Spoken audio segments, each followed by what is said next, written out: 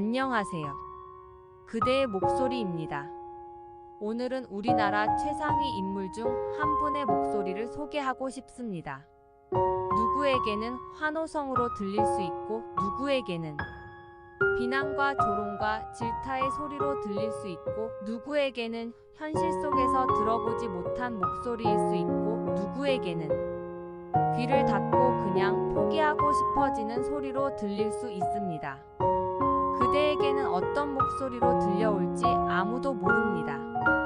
그저 가만히 들려오는 목소리를 들려드리고 싶습니다. 잠시 나의 발걸음을 멈추게 만드는 그대의 목소리를 들어보시길 바랍니다. 존경하는 동료 시민 여러분, 동료 의원 여러분, 대한민국 정치는 암흑기입니다. 정치 양극화가 세상을 망치고 있습니다. 국민의 입장에서는 나를 대표하는 대표가 사라졌습니다. 국회의원 300명 중에 내 처지를 대변하는 사람이 없습니다. 전 국민 무대표 상태, 정치 실종의 상태입니다. 지금 국민의 삶이 어떻습니까? 15.9% 고금리에도 50만 원 대출을 줄 서서 받습니다. 전세 대출이자 월 60만 원 내던 사람이 200만 원 내고 있습니다. 주머니에 쓸 돈이 없습니다. 출생률은 세계 꼴찌고 기후위기로 동물은 때로 죽고 있습니다. 이대로 가면 대한민국은 멸종합니다. 이걸 막을 힘은 정치밖에 없습니다. 대한민국 수천만 명이 1년 내내 일해서 번 돈, 거기서 거둔 세금 600조 어디에 어떻게 쓸지 정하고 100만이 넘는 공무원들 어디 가서 무슨 일 해라 지휘하는 것이 정치입니다. 그런데 우리 정치는 이 큰 힘을 가지고도 국민 삶을 지키는 데 집중하지 않습니다. 반사이익 구조니까요. 대통령이 양곡관리법 거부하면서 문재인 정부 때는 왜 안 했냐 이러면 그만입니다. 노란봉투법, 진짜사장교섭법 거부할 때도 마찬가지일 겁니다. 반사이익 구조니까요. 상대만 못 찍게 하면 선거 이기니까요. 제 소속 정당도 마찬가지입니다. 대일 굴욕 외교, 그 참담함을 반복해서 폭로하면 그만인 것이지 더 나아가서 새 시대의 외교 전략, 그 대안을 말하는 데까지 나아가지 않습니다. 세상에 이렇게 쉬운 정치가 없습니다. 남의 말에 조롱하고 반문하고 모욕 주면 끝입니다. 고소고발하고 체포동의안 보내고 악마화하면 그만입니다. 반사이익 구조니까요. 그래서 대한민국 정치에는 일 잘하기 경쟁이 없습니다. 대안 경쟁이 없습니다.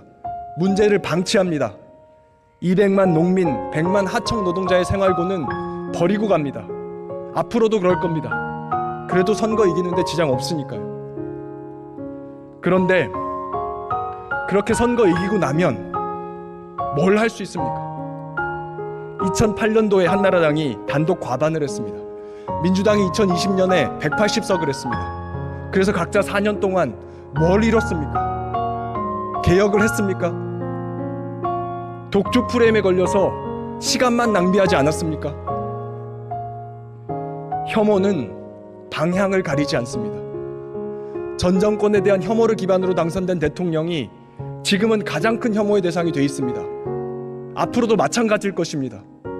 지난 15년간 성공한 대통령이 있기는 합니까? 이제까지 수천 명의 국회의원들이 나왔지만 그 중에 성공한 국회의원들이 과연 몇이나 됩니까? 국민 여러분, 이것은 절망의 정치입니다. 고 노무현 대통령이 자서전 운명이다에 이렇게 적었습니다. 1등만 살아남는 소선거구제가 지역구도와 결합해 있는 한 우리 정치는 한 걸음도 앞으로 나아갈 수 없다. 정책 개발보다는 다른 정당과 지도자에 대한 증오를 선동하는 것이 훨씬 효과적인 선거운동 방법이 된다. 모든 정당에서 강경파가 발언권을 장악한다. 국회의원을 대폭 물갈이해도 소용이 없다. 선거법 개혁은 노무현의 꿈이었습니다. 사람 바꿔서 해결 안 된다. 선거구조 안 바꾸면 대한민국 정치는 계속 동네 싸움에 불과하다. 이미 20년 전에 답이 다 나온 문제입니다. 그런데 지금까지 해결을 못한 이유는 딱 하나, 양당의 기득권 때문입니다. 탐욕의 위성정당이 대표적인 사례입니다. 저부터 반성합니다. 국회가 다음에 하자 이렇게 20년을 미루는 동안 이제 증오와 혐오는 지역주의를 넘어서 세대와 성별, 정치 성향 전반으로 번져버렸습니다. 더는 방치할 수가 없습니다. 그동안 소진한 사회적 에너지가 도대체 얼마입니까? 1700만이 넘는 촛불 시민들의 무너진 자부심은 뭘로 보상할 겁니까? 이번에 어떻게든 이 악순환의 고리를 끊어내고 가야 합니다. 이번 선거법 개혁의 핵심은 정치 다양성 확보에 있습니다. 정치가 싸움만 하지 경쟁이 없습니다. 종의 다양성을 확보해서 경쟁을 되살려야 합니다. 김부겸 정도 되면 대구 출마해도 당선이 되고, 유승민 정도 되면 공천 안 줄래 안 줄 수가 없는 선거제도를 만들어야 합니다. 호남에서도 유권자들이 직접 후보를 선택할 수 있는 선거제도 만들어야 합니다. 그런 효과만 나는 선거제도라면 어떤 것이라도 찬성하겠습니다. 그렇게 해야만 정치 양극화가 해소되고 반사이익 구조가 깨지고 혐오 전쟁이 멈춥니다. 다양성은 강합니다. 다양성은 유리합니다. 다양성을 통해서 한국 정치를 멸종해서 구해주십시오. 그리고 한 가지 더, 선거구를 키워서 큰 정치인을 길러주십시오. 현행 선거구제는 국회의원, 시도의원, 구의원, 군의원이 거의 차이가 없습니다. 고 재정구 의원이 나는 빈민을 위해서 국회의원 됐는데 내 일정의 80%는 지역구 행사, 지역구 홍보다 라는 말을 남겼습니다.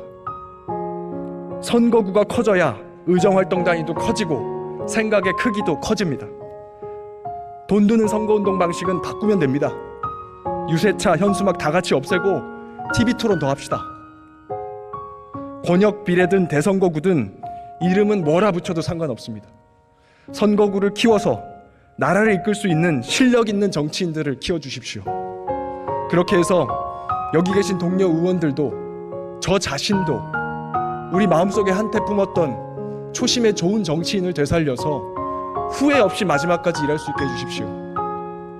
쉬운 정치의 유혹에 넘어가고 싶지 않습니다.